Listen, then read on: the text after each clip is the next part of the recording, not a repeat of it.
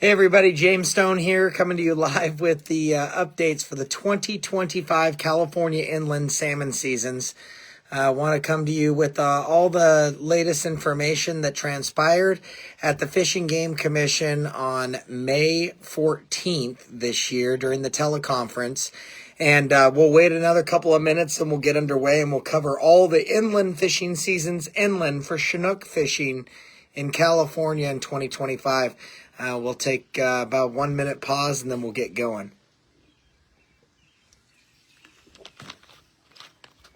Excuse me. So anyway, we're going to be talking about all the different changes that have transpired.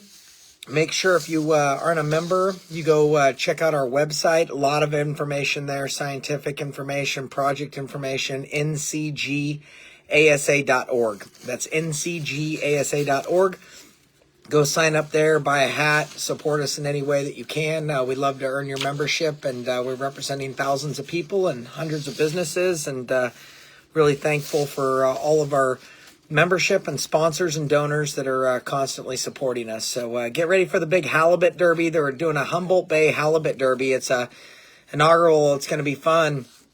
Good time. Our North Coast representative up there, Kenny Priest, is going to be handling all of that, and it's going to be a great event up there in July. So make sure you check out the website for the Halibut Derby and get ready for the upcoming salmon season. The good news, everybody, we are going to have a California inland salmon season. So make sure you get ready. This summer, we're finally going to be able to catch a fish again. It's been 3 years, and it's been too long. And I'm going to go through the season dates and settings on this Facebook Live that will be uploaded to our YouTube channel. So make sure you go to NorCal Guides and Sportsman's YouTube channel, smash the subscribe button, and you can follow all of our videos there, and appreciate all the support on YouTube. So let's get this underway for everyone. We had the Fish and Game Commission meeting on May 14th. There were recommendations that were made by the department. NorCal Guides had supported the department's decision in the ocean season and the inland season, whatever their recommendations were. We knew that there were going to be heavy protections in place to protect winter run and spring run stocks in the ocean, which was going to close multiple months of the ocean fishery. We knew that there was going to be harvest control rules under de minimis fisheries in the ocean for the Klamath stocks during the rebuilding, and the importance of getting higher escapement targets for natural areas in the Klamath and Trinity. And we knew that we had bad survival 3 years and 4 years prior, and we knew that we were going to have complications with the amount of survival according to a lot of the modeling. So remember, in March, we were told that there was 165,000, roughly 655, I think is the number, of total adult chinook fall run out in the ocean available. So there was a 7,000 quota put on the first time period of the salmon's birthday until August 31st, with a total opportunity of like 12 days. But if the quotas hit, then the balance of those days will be closed. The first 2 days are in June, and then 2 days in July, and then 4 days in August, and then 4 days at the end of August. And then there would be another quota fishery opened in the credit card fishery, which is after the September timeline, about 7,500 chinook. But that's going to be a very truncated season, and there's not going to be much opportunity in the northern areas or southern areas because of those constraints that I was just talking about. But you're going to see a total of about 14,500 chinook be allowed to be taken, and then there's also McCollum fish out there as well. So depending on how they do the monitoring, we'll find out how closely accurate they can get to a quota fishery in the ocean, which has never been done before. So good luck to all of you that are going to go fish the ocean, and a lot of our membership. And the commercial fishery has been completely closed again for 2025, and the inland river is now official. So the department recommendations for the inland California season will start at the north and we'll move to the south.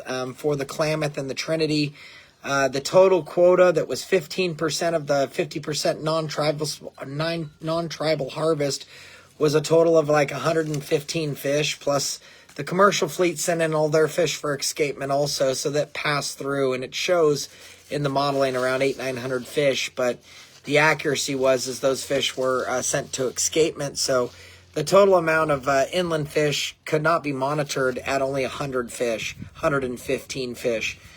Even up to the maximum of like 150, I don't think it's going to be very difficult to even monitor a fishery like that. So the fishery is closed and recommended to be closed, and that's what the Klamath, for the Klamath fishery.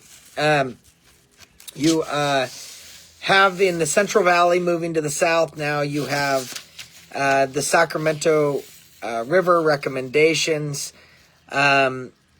And the Sacramento River recommendations are the same, closed. That means from, the marine waters inland, from the Golden Gate, wherever the demarcation line is. I don't know if it's the Golden Gate or if it actually says in statute like a few hundred feet from. I don't know where that point actually is, or California City. I know somebody was looking that up from Golden Gate Fishermen's Association, but that line didn't change to my knowledge over in that water. So it'll be there inland.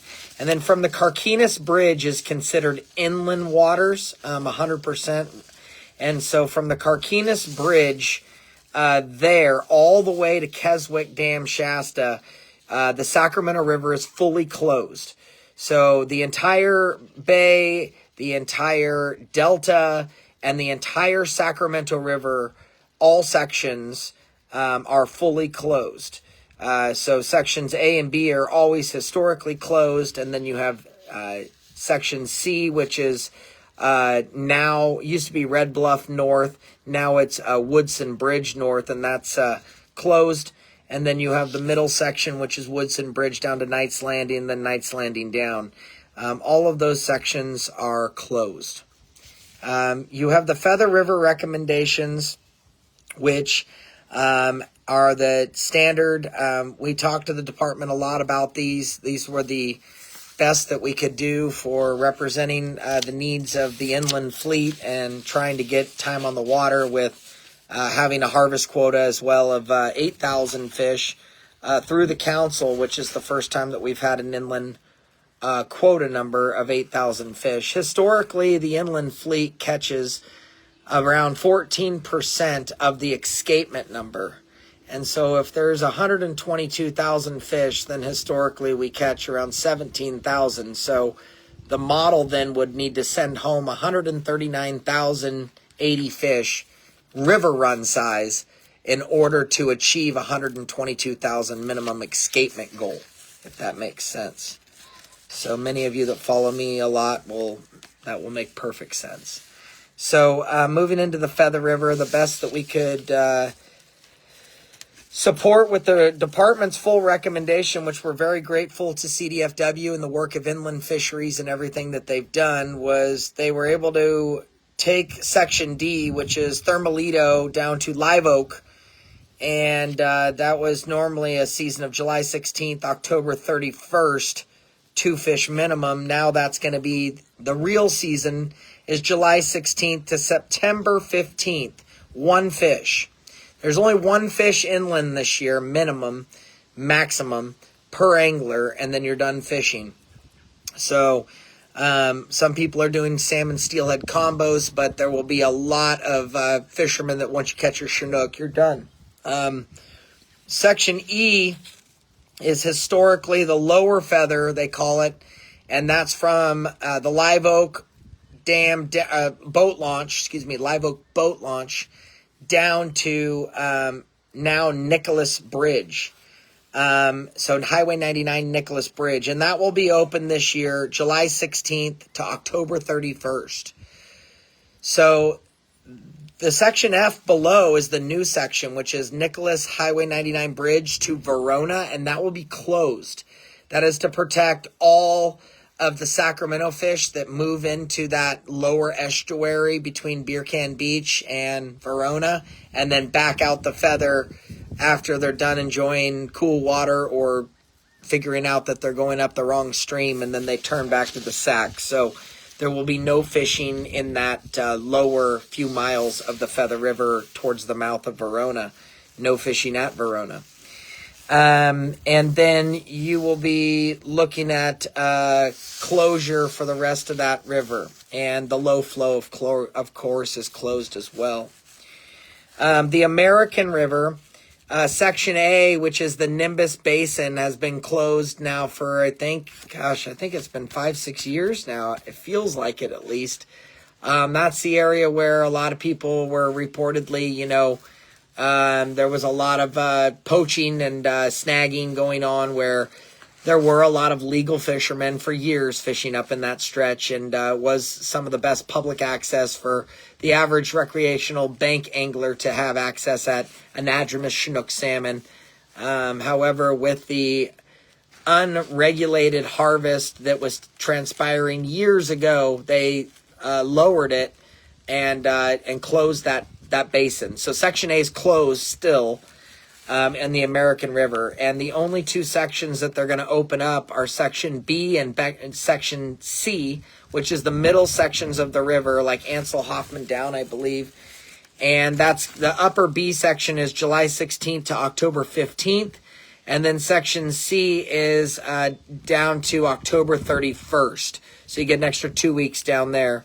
And then Section D, down by the mouth, Discovery Park up, that section's closed, Section D. So you cannot fish near the main stem Sacramento or a few miles up in the water. So make sure that you are at the boundary line of Section B and C are the only two that will open up on July 16th. And all of that boundary lines are on wildlife.ca.gov. They're also getting ready to issue them and do a press release. So there'll be demarcation and boundary lines printed and online coming real soon. McCollum River recommendations. Now, the McCollum River, remember, is completely different watershed. It's part of the San Joaquin system. And the McCollum River is going to have a pretty decent season, not a full season, but it's not having problems like the upper Sacramento is. So Section A, which is the Comanche Dam line down, I think that's down towards Woodbridge. That's the July 16th to September 15th. So you lose 1 month. Normally that was open till October, but this year September 15th in the A section. The middle section of the river, B, is going to be open for July 16th to October 15th. Normally that was open until December 31st. So we lost a few months there when the fishing's really good. And then Section D down is open July 16th to October 31st. And so those are those recommendations. And so if you're looking for, these recommendations, here's the McCollum. Here's the American. American's here. McCollum's here. And the feather is here. So there's the Sacramento and the feather. And so if you're trying to get this information, you can find it all online. You just go to the Fish and Game Commission website. So go to fgc.ca.gov, go to meetings and click on May 14th, which is the teleconference Fish and Game Commission meeting, and click on meeting documents on that link right there on that page, and you'll see it. And then click Central Valley Salmon, and all of this information will pop up. It's like 159 pages. Scroll all the way to the bottom, and that's where you'll see the recommendations, which our organization did support. And thank you to CDFW. We're able to put together some sort of season in the Central Valley where the numbers of salmon aren't hurting as bad as the Sacramento. The problem is in the ocean, we have a mixed stock fishery, so you don't know what you're going to catch. And the problem is that everybody in the Bay and the Delta and all the Sacramento River is closed. So there's a lot of people still going to be without work. I've had some people say, well, there's still no salmon season for me, so how are we going to file disaster? So the way that works is because there's some opportunity given in the recreational sport fishing sector, which charter boats in the Bay, ocean, and guides are covered under, they will actually wait until the season closes, and then they can file disaster because the normal seasons weren't open.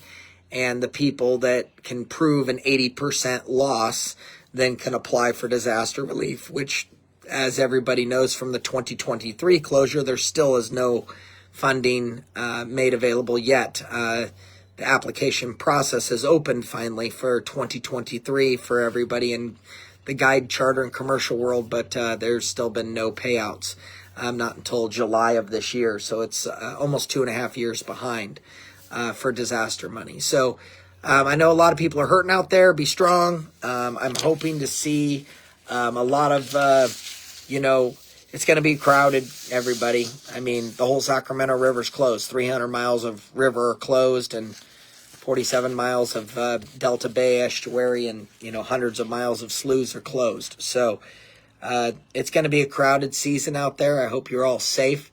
And hopefully you all can have access to the resource and go catch a salmon and fill your freezer and, get some omegas and enjoy the resource as all of us. And these are all hatchery fish that are coming back to these river systems that are open. So the American feather and McCollum. And so hopefully we'll go have a good time and share what you all love with your families. And if there's any other questions, I'll go to the questions here. If you have any questions, please put them in the comments now, and I'll now go to the questions. And this will be one of my shorter live videos. I'll be done here in about 3 to 4 minutes, and total about 20 minutes. We appreciate everyone.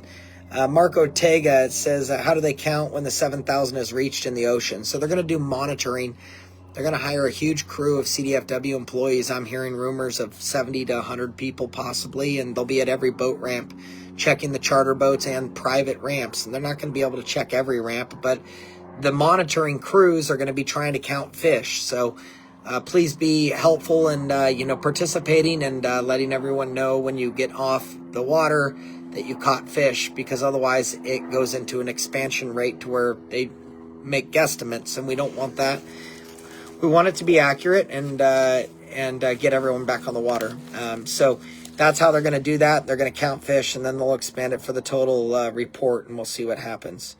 I see, all right, see some comments. Rudy, you're welcome for fighting. We'll keep going. Hopefully we'll get some things done. We're working on a lot of things. So let's see. I missed the beginning. Stephen Thomas, your comment says July 16th, which is the historical date. So that's good.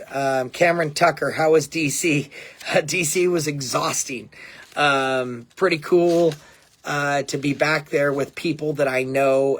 It wasn't my first trip to DC, and I'm going to be going again this year.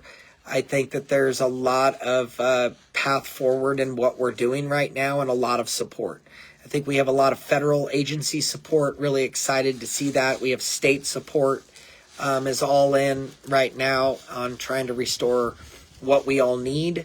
And I'm optimistic that working together, we're going to be able to do all of this. It's going to be a heavy lift, and it's going to be a lot of work. But I'm up for it, and it's basically going to fill all of my calendar for 26 and 27 to make sure it gets done in time. So, that we got to get it through this administration in order to get it done correctly and get the hatchery, located, designed, funded, and get the shovels to dig in. So hopefully that works, Cameron, and more to come. Thanks, Austin. Appreciate that. Boundary lines for the American River. James Robert, I knew you were going to ask me for that. So I do not have them in front of me, and I'm embarrassed because I don't know where Section C ends. So I don't want to speculate on that. But we will post it in these comments here on this post. As soon as I'm off, I will get you the Section C boundary line. I believe the upper B is Ansel Hoffman Park down. I can't remember. I think B is Ansel Hoffman to Watt and then Watt to Howell, but I'm not 100% sure. So let me see what that Section C boundary line is, and make sure it has not changed. I'm looking at a small map, but it's in those documents, and I'll post it in these comments here. Bag and possession limit is 1. every body of water everywhere in the state waters that are open.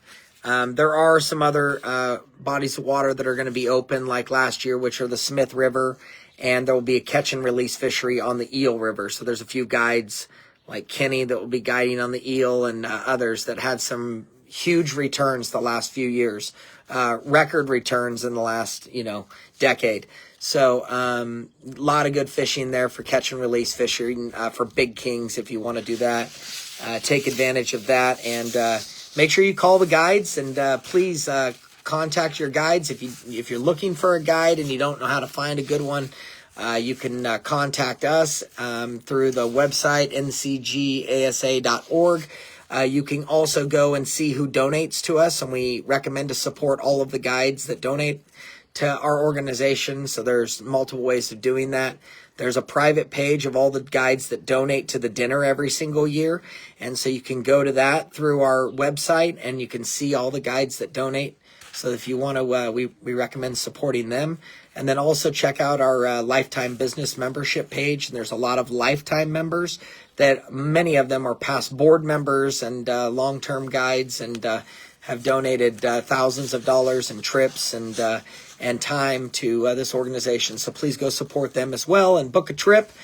Get out on the water. I know there's not a ton of water open, but there will be some fishing in 2025 in California inland, and that will be, yeah, that's right. The Hazel Sunrise section will be closed section. I will post that all up, the exact boundary runs. Thanks for that, Chris. But we will get everything posted up, and I hope you all have a good season. Hire a guide, get your friends, go fishing. I hope you all catch a salmon this year and enjoy it. I think we're going to have better. The future looks bright. Next year is going to be our 3-year returns of this good water cycle and out of this terrible drought cycle and poor survival rate. So I expect much better fishing coming into 26 and 27 seasons. And I think everything's going to look good. So the future's bright, everyone. And let's make sure that we get out there, support all of our small businesses, our bait and tackle stores, all of our sponsors, Lifetime Business members. Thank you to all of you. Appreciate every single one of you out there that are supporting us. Go to ncgasa.org today to sign up and subscribe and support our organization. Thank you all very much, and we'll talk to you soon.